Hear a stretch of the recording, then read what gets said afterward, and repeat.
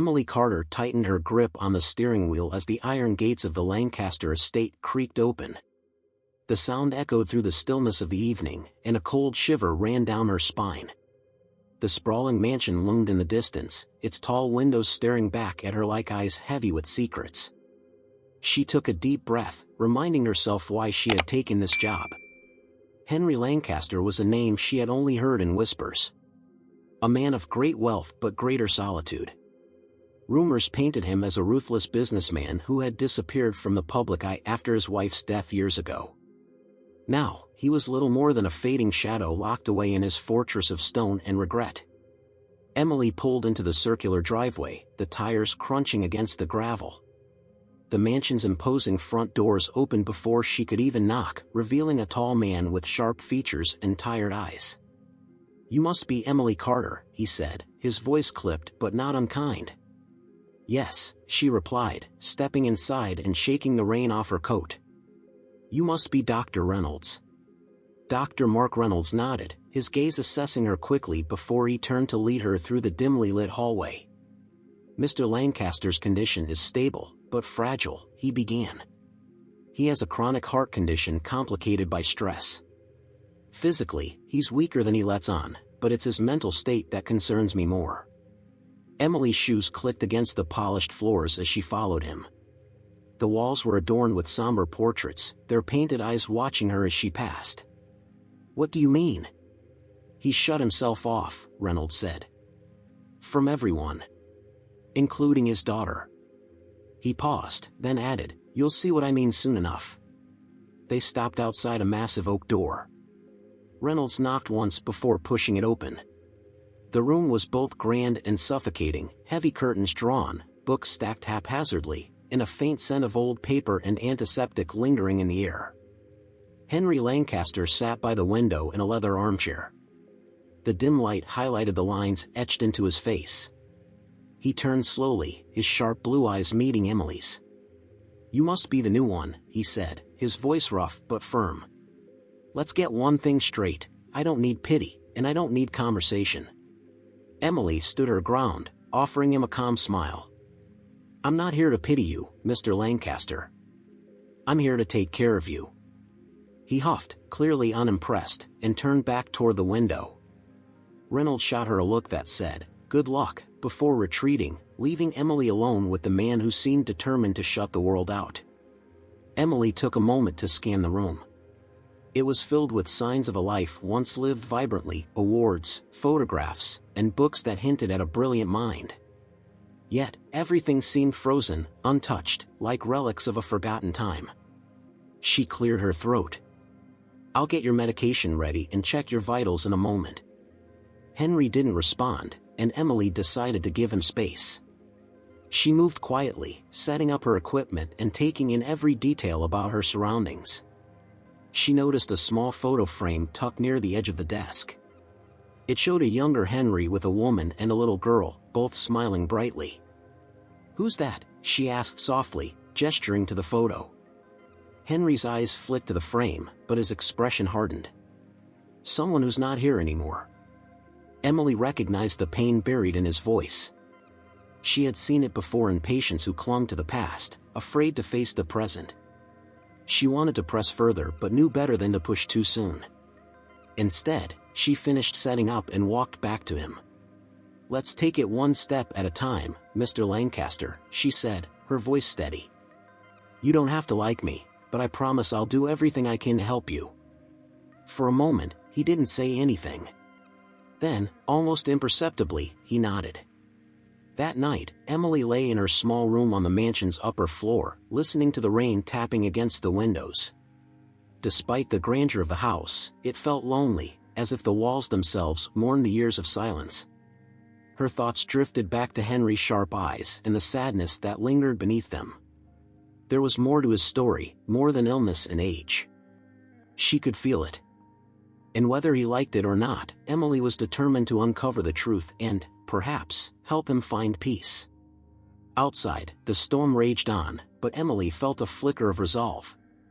Tomorrow, she would start breaking through those walls. Emily woke early the next morning, the pale light filtering through the heavy drapes of her small room. She dressed quickly, her thoughts already focused on Henry Lancaster. Despite his cold demeanor, she couldn't shake the feeling that his bitterness masked something deeper, something raw and unresolved. Downstairs, she found him sitting in the same leather armchair by the window, staring blankly at the gardens outside. He didn't acknowledge her presence at first, but Emily wasn't deterred. "Good morning, Mr. Lancaster," she greeted softly, placing his morning medication on the small side table. "How are you feeling today?" He didn't turn to look at her. "Still breathing," he muttered. Emily resisted the urge to sigh. Instead, she approached carefully, her gaze scanning the room again. Her eyes landed on the framed photograph she had noticed the night before, the woman and child who seemed to belong to a different version of the man before her. "You must miss them," she said, testing the waters. This time, he turned his head slightly, his eyes narrowing. "What do you know about missing anyone?" Emily hesitated, but only for a moment. "More than you might think," she replied. "I lost my mom a year ago." Henry's eyes softened, just barely, before he looked away again.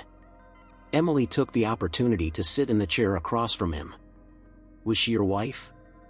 Emily asked, nodding toward the photo. "And your daughter?"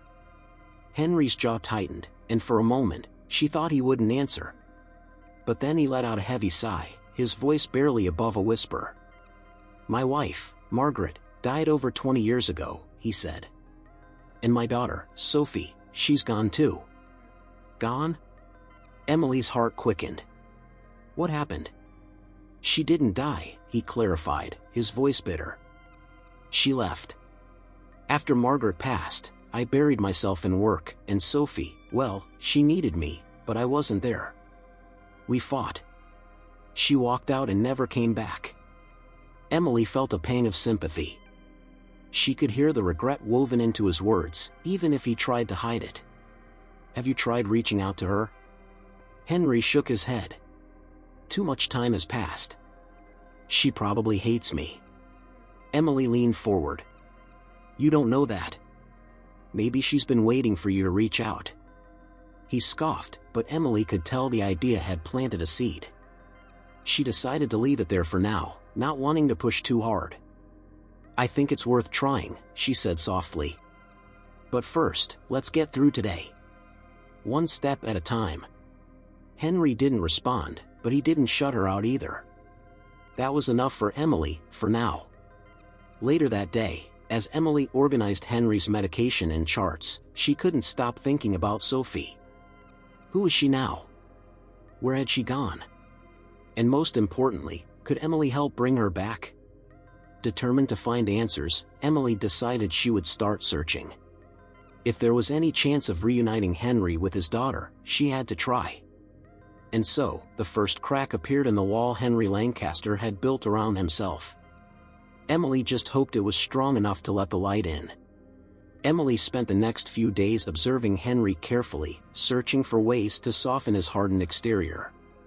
She began incorporating small gestures, placing fresh flowers in the room, opening the curtains slightly to let in more light, and occasionally playing soft classical music while she worked. Henry didn't complain, but he also didn't acknowledge the changes. Still, Emily took his silence as progress. One afternoon, while checking his vitals, she noticed him staring at the photograph of his wife and daughter again. The silence hung heavy between them until Emily finally spoke. "You know, Mr. Lancaster, you can talk about her if you want." He didn't respond immediately. Instead, he reached out and turned the frame face down. "There's nothing to talk about," he said, but his voice lacked conviction. Emily hesitated before speaking again. "Sometimes talking helps. It doesn't change the past, but it makes it easier to carry." She looked at him carefully. "I think Sophie might feel the same way." Henry's eyes flashed, and for the first time, there was something more than bitterness in them, fear. "You think I haven't thought about calling her?" "Every day, I pick up that phone, and every day I put it back down. What could I possibly say after all these years?" Emily sat down in the chair beside him. "You could start with 'I'm sorry,'" she said softly. "Sometimes that's all it takes." Henry looked away, but Emily could see the tension in his jaw. She decided not to push further and let the conversation rest. Progress, she reminded herself, came in small steps. That evening, Emily searched through Henry's personal files and found a stack of letters hidden in a drawer, letters addressed to Sophie but never sent. She carefully unfolded one and began reading.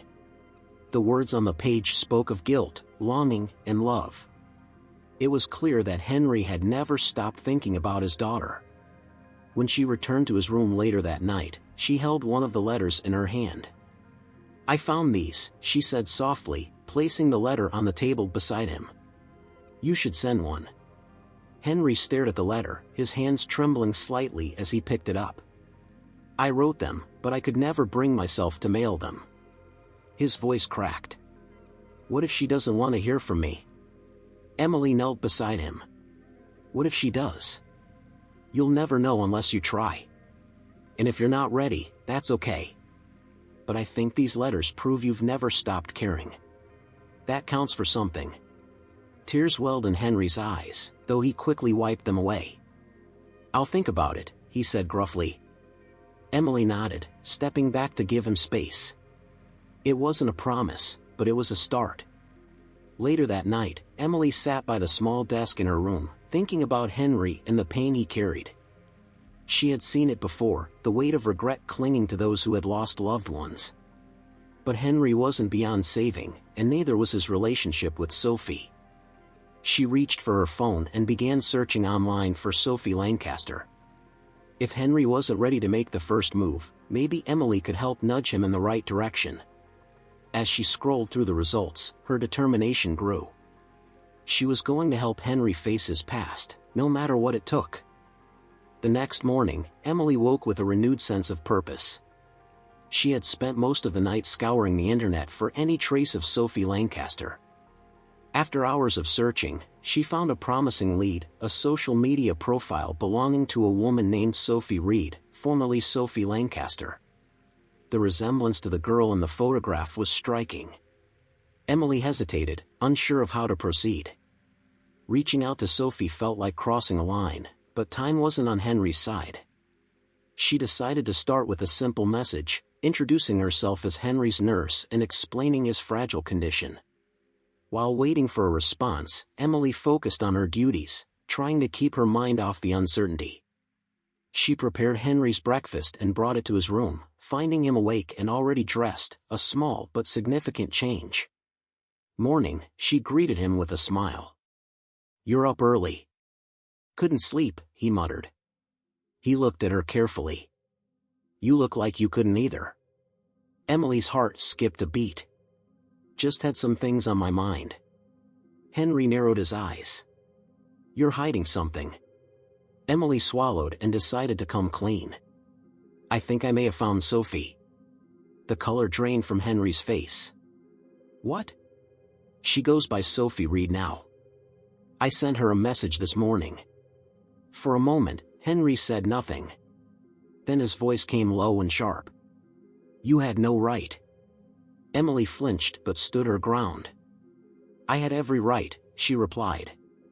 "You're running out of time, Henry. I couldn't just sit here and do nothing." He pushed his breakfast tray away and turned toward the window. "You've crossed a line." Emily's voice softened. "Maybe. But I think deep down, you wanted me to." Henry didn't respond, and Emily left him alone, hoping she hadn't just undone all the progress they'd made. By mid-afternoon, Emily's phone buzzed. It was a reply from Sophie. Her heart raced as she opened the message. "I don't know if I can do this. Too much has happened. But I need time to think." It wasn't a no. Emily clung to that sliver of hope. She returned to Henry's room, her hands trembling slightly. "She responded," she said quietly. Henry turned to her, his expression unreadable. "And? She's not ready yet, but she didn't say no." Henry closed his eyes, letting out a shaky breath. "Maybe she never will be." "Maybe," Emily admitted. "But you're still here, Henry. And so is she." Henry didn't answer, but Emily saw the faintest flicker of something in his eyes, hope, perhaps, or fear. Either way, the door wasn't closed. That night, Emily stared at the message from Sophie, rereading it over and over. She knew this was only the beginning of a long and fragile process, but she was ready to see it through. For Henry. And for Sophie. The following morning, Emily found Henry sitting by the window, his gaze distant. She approached cautiously, unsure of how to reopen the conversation about Sophie without reigniting his anger. "Morning," she said softly, setting his medication on the table. Henry didn't look at her. Did she write again? Emily blinked, surprised by the question. Not yet, she admitted. But it's still early. Henry nodded, but the tension in his shoulders didn't ease. Emily decided to change the subject, giving him a break from the weight of uncertainty. "I thought we might try sitting outside today," she suggested. "The weather's nice, and some fresh air might do you good." To her surprise, he agreed with a simple nod. In the garden, Henry's mood seemed lighter, though he remained quiet. Emily guided him to a bench under a large oak tree and let the silence settle comfortably between them. After a while, he spoke. "She probably has a life now," he said. "A family. A career. Why would she come back to this?" Emily chose her words carefully. "Because no matter how far we go, some part of us always wants to make peace with the past." Henry looked down at his hands, weathered and trembling. "I don't deserve that peace." "Everyone does," Emily said firmly. "Including you." Later that afternoon, Emily checked her phone and saw Sophie's name flashing across the screen. Her breath caught as she opened the message. "I'll come. But I can't promise anything." Emily's pulse quickened. She hurried to Henry's room, finding him back in his chair by the window. "She's coming," Emily said, barely containing her excitement. Henry turned to her, his face a mix of relief and terror. "When?" "She didn't say. But she will." He ran a shaky hand through his thinning hair. "What do I even say to her?" "Start with the truth," Emily replied. "And let her see the man you are now." The waiting was the hardest part. Days passed, and Henry grew more restless, swinging between hope and despair. Emily stayed close, offering quiet reassurances and keeping the house ready for Sophie's arrival. Finally, one evening, the doorbell rang. Emily's heart pounded as she opened the door to find Sophie standing there. Her eyes were guarded, but her resemblance to Henry was unmistakable. "Emily?" she asked. "Yes." "Come in." Sophie hesitated before stepping inside. Emily led her to the living room, where Henry stood nervously, leaning on his cane. For a long moment, they simply stared at each other. "Hi, Dad," Sophie finally said, her voice barely above a whisper. Henry's eyes filled with tears. "Hi, Sophie." Emily stepped back, giving them space as the cracks in the walls began to widen. The silence in the living room felt heavy as Henry and Sophie faced each other for the first time in years. Emily lingered at the edge of the room, ready to step in if needed but unwilling to interrupt. Sophie's eyes darted nervously, while Henry fidgeted with the edge of his cane. "I wasn't sure I'd ever see you again," Henry said, his voice trembling. Sophie folded her arms. "Neither was I." Emily bit her lip, sensing the tension thickening. Henry opened his mouth as if to speak but then closed it again, clearly struggling to find the right words. After a long pause, Sophie broke the silence. "Why now?" she asked, her voice sharp. "Why reach out after all this time?" Henry swallowed hard. "Because I'm running out of time," he admitted. "And because I never stopped thinking about you." Sophie's expression softened slightly, but she quickly masked it. "Thinking doesn't fix what you did. You pushed me away, Dad. I needed you, and you were too busy with your work to care." Emily took a step closer. "Maybe this will help," she said gently, handing Sophie the stack of letters Henry had written but never sent. Sophie hesitated before taking them, her fingers trembling as she flipped through the pages. She sank onto the couch, her eyes scanning the words her father had poured out over the years. Tears welled in her eyes, but she wiped them away quickly. "You wrote these?" she asked, her voice barely audible. Henry nodded. "I did. I didn't know how to send them. I thought it was too late." Sophie looked up, her walls visibly starting to crumble. "It hurt," she whispered. "But it hurt more thinking you didn't care." Henry's eyes glistened. "I've carried that regret every day since you left. I was scared you'd never forgive me." Sophie closed the letters and set them on the table. She took a deep breath, then looked directly at Henry. "I don't know if I'm ready to forgive you yet," she admitted. "But I'm here. And that's a start." Henry nodded, relief flickering across his face. "It's more than I could have hoped for." That night, Emily found Henry sitting alone in his study, staring at the empty fireplace. She approached quietly, her heart swelling with a mix of pride and sadness. "You did well today," she said softly. Henry looked up, his eyes tired but hopeful. "I feel like I can breathe again." Emily smiled. "One step at a time, right?" He nodded, then glanced at the letters still resting on the table. "Thank you, Emily. For everything." She patted his shoulder gently. "We're not done yet." As Emily left the room, she couldn't shake the feeling that this was just the beginning. Healing took time, but for the first time since she arrived, she believed it was possible. The morning sunlight filtered through the curtains, casting a warm glow across the room. Emily entered quietly, finding Henry already awake, staring at the letters Sophie had left behind the night before. He looked up as Emily approached, his eyes reflecting both exhaustion and determination. "I didn't think she'd come," he said softly, his voice barely above a whisper. "But she did." Emily sat down across from him. "She did. And that means something." Henry exhaled deeply, as if releasing years of pent-up tension. "I need to talk to her again. Properly this time." "She'll be back," Emily reassured him. "And when she does, you'll be ready." Later that day, Sophie returned. Emily greeted her at the door, her heart pounding as she led her back into the living room. Henry stood when she entered, his cane trembling slightly in his grip. "I'm glad you came back," Henry said, his voice steadier than before. Sophie crossed her arms but didn't look away. "I still have questions." Henry nodded. "And I'll answer them. All of them." They sat down, and for the first time, Henry began to speak freely about the years they had lost. He explained how his grief had consumed him after Margaret's death, how work became his escape, and how he let his pain drive a wedge between them.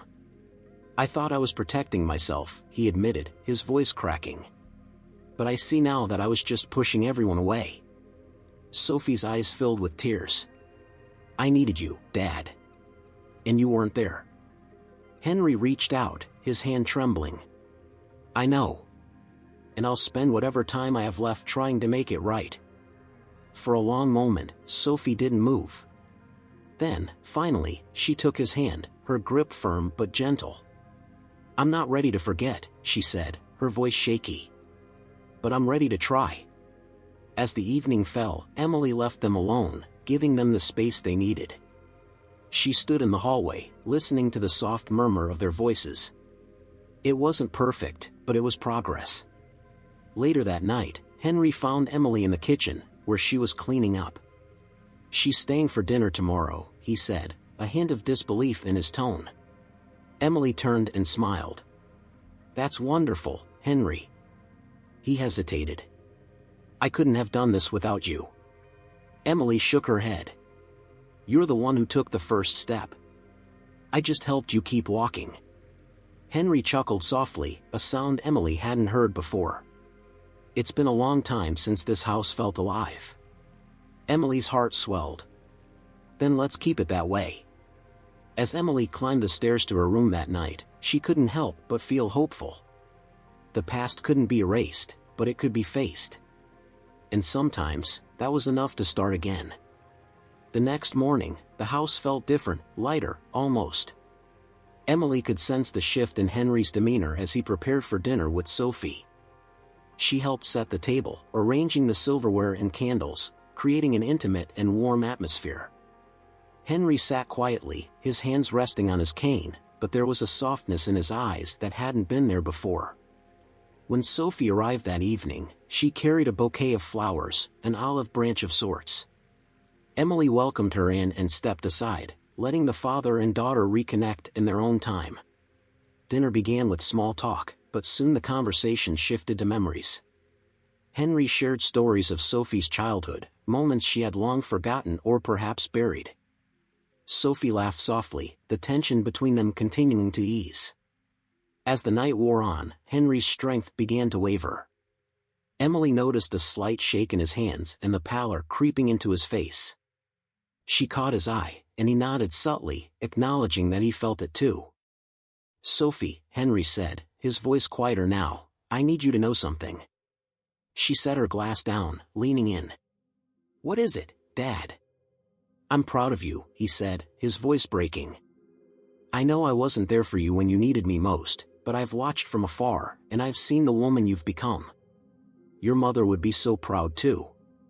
Sophie's eyes filled with tears, and she reached for his hand. "I've spent so long being angry," she said softly. "But hearing you say that, it means more than you'll ever know." Henry squeezed her hand. "I'm sorry I didn't say it sooner." Later that night, Henry's condition worsened. Emily stayed by his side, monitoring his vitals as Sophie held his other hand. The hours passed slowly, but Henry remained calm, comforted by the presence of his daughter. "I don't want you to worry about me," he said to Sophie. "Promise me you'll keep living your life. Don't let my mistakes hold you back." Sophie nodded through her tears. "I promise." Henry looked to Emily. "Thank you," he whispered. "For everything." Emily smiled, holding back her own tears. "It's been an honor, Henry."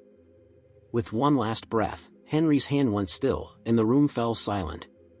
The next morning, Emily found Sophie sitting in the garden, clutching one of her father's letters. Emily joined her, neither speaking for a long time. Finally, Sophie broke the silence. "He found peace," she said, her voice steady. "And so did I." Emily reached out and squeezed her hand. That's all he ever wanted. As the sun rose higher, Emily knew this wasn't just an ending. It was a beginning, for Sophie, for herself, and for the legacy Henry had left behind. The morning after Henry's passing, the house felt empty, yet there was a certain peace that lingered in the air. Emily moved through the rooms, tidying up and reflecting on the past weeks. The transformation she had witnessed, both in Henry and Sophie, left her with a bittersweet ache. In the living room, Sophie was seated on the couch, a photo album resting on her lap. Emily approached quietly, sitting beside her. "He really kept everything," Sophie said, flipping through pages filled with old photos and keepsakes. "I thought he forgot about me, but he didn't." Emily smiled. "He never stopped loving you. He just didn't know how to show it." Sophie traced a finger over a picture of her as a child, sitting on Henry's shoulders, both of them laughing. "I spent so many years angry at him. And now, I wish we had more time." Emily rested a hand on Sophie's shoulder. "You gave him peace. That's more than most people get." Over the next few days, Sophie stayed at the house, sorting through Henry's belongings and finalizing arrangements. Emily remained by her side, offering quiet support. As they packed up Henry's study, Sophie came across a sealed envelope with her name written on it in Henry's handwriting. Her hands trembled as she opened it. Emily watched as Sophie's eyes scanned the letter, tears streaming down her face. "He wrote this for me," Sophie whispered. "He wanted me to know he was proud of me, even when he couldn't say it out loud." Emily handed her a tissue. "Sometimes it's easier to write the words we can't say." Sophie folded the letter carefully and tucked it into her bag. "I think I'm ready to move forward now." He'd want that. On her last day at the mansion, Sophie stood at the front door, her bags packed and ready. Emily walked her out, the two sharing a quiet moment. "Thank you for everything," Sophie said. "For helping him, and for helping me." Emily hugged her tightly. "You don't have to thank me. Just keep living your life the way he hoped you would." Sophie nodded, smiling through her tears before getting into her car and driving away. That evening, Emily stood in the garden, staring at the setting sun.